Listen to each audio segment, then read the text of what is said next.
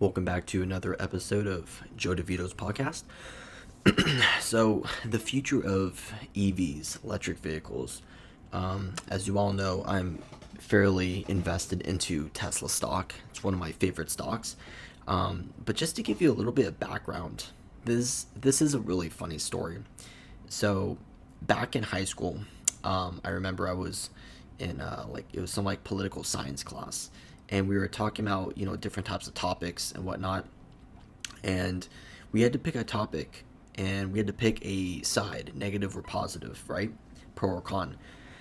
Why we supported this certain company and what type of thing they were doing and whether we supported it or whether we didn't. And we had to explain why we supported it or why we actually were against it, but we had to look at both sides of the coin because that's how every healthy debate should flow, right?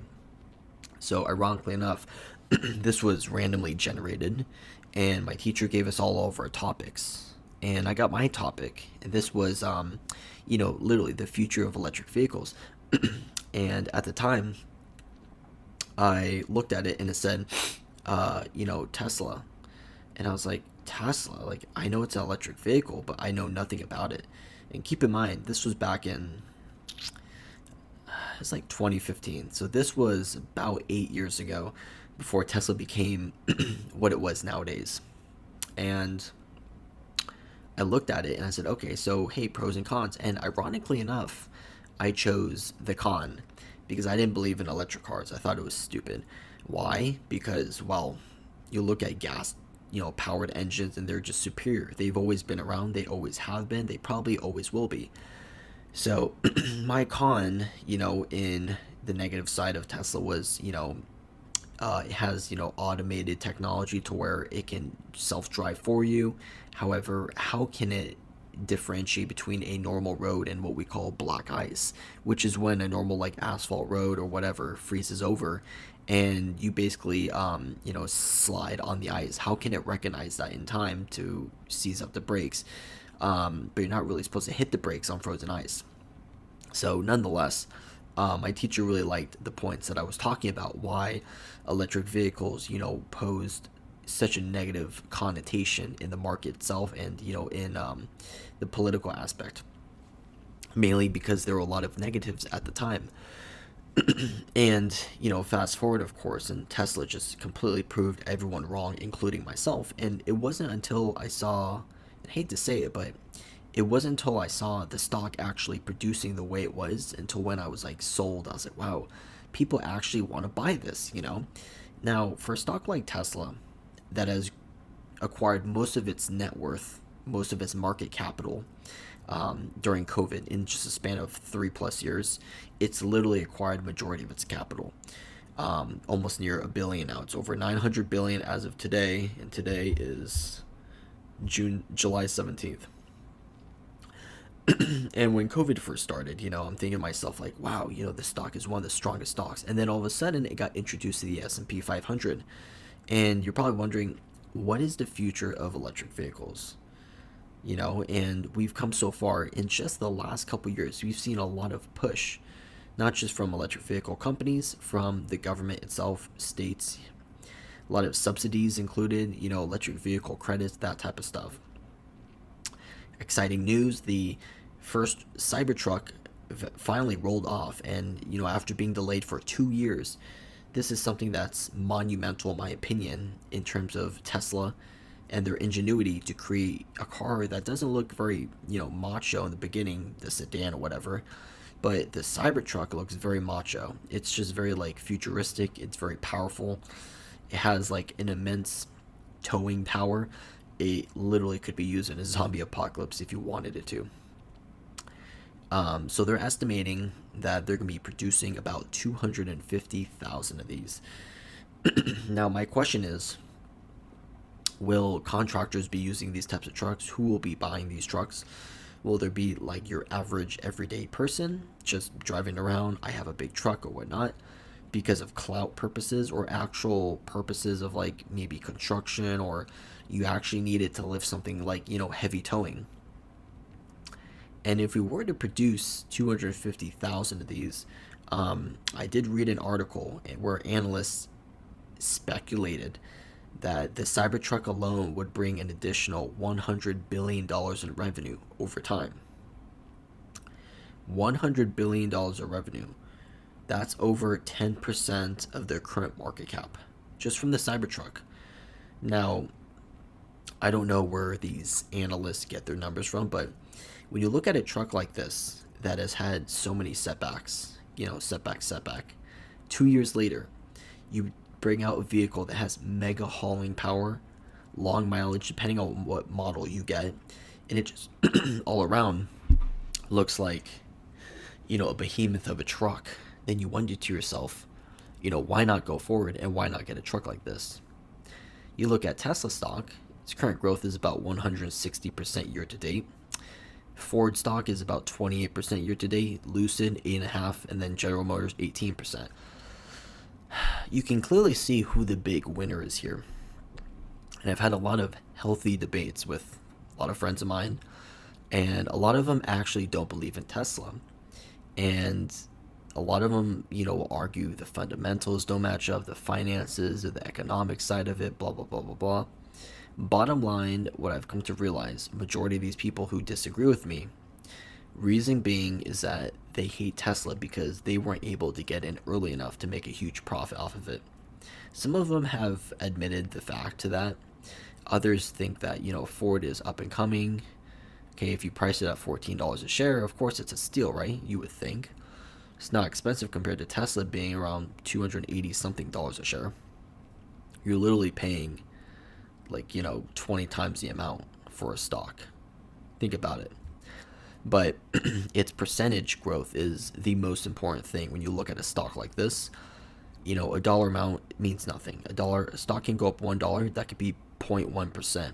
A stock can go up $1 and can go up 5%. Percentage is crucial.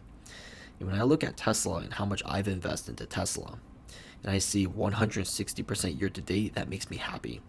When I look at my super small portion of Ford stock and I see 28% year to date, hate to say it, I'm thinking, maybe I should have put my stock into Tesla. But then again, as Elon always says, he appreciates competition. He's essentially saying, hey, we're going to be sharing the charging stations. And this is important for the future of electric vehicles. Tesla is making it basically universal by the end of 2024 to make charging stations universal. He's accepting competition, but does not accept copycats. This comes along with a lot of ingenuity, struggle, creativity, but in the end, do not piggyback on his idea. It is absolutely crucial that you allow competition to the market, because if you monopolize everything, what's the fun of it, right? Like if you look at Google, they control a majority of the web base. But what do you think that they want? A little bit of competition? Unfortunately not. Because nowadays, it's all about profit and it's all about, gaining as many patents as you can and just basically dipping your toes wherever so you can't create any competition. The type of competition might become a potential threat. I feel like Elon is so brilliant. Smart is such an it's such an underrated word. Brilliance. To the fact where he doesn't know, but he's usually 10, 15, 20 steps ahead of the average person. And for him to think and say, I want to make charging stations universal, the fact that a lot of these electric car companies, or not electric car companies, but car companies who have electric vehicles are accepting of it, realize that despite how much money they're pouring into this, they just do not have the clout that Tesla has. It's either side with them or fight against them. And it sounds like these companies are siding with Tesla, but they're still technically investing against Tesla because they're still investing billions into their own electric vehicle plans to compete against it. But with the charging stations, they're willing to take a piece out of the pie, for the long term, the big piece. Some of the issues I've seen, though, when it comes to electric vehicles, and this is very important for the future of electric vehicles, is the infrastructure. As of March of 2023, there's only about 130,000 charging stations spread across the US. And in 2022 alone, electric vehicle sales have spiked 65%. That's just in 1 year, 65%. So you're talking 100,000 vehicles. you're talking about 65,000 vehicles in 1 year. In the next 7 years, by 2030, it's an estimated 28.3 million electric vehicles will be on the road.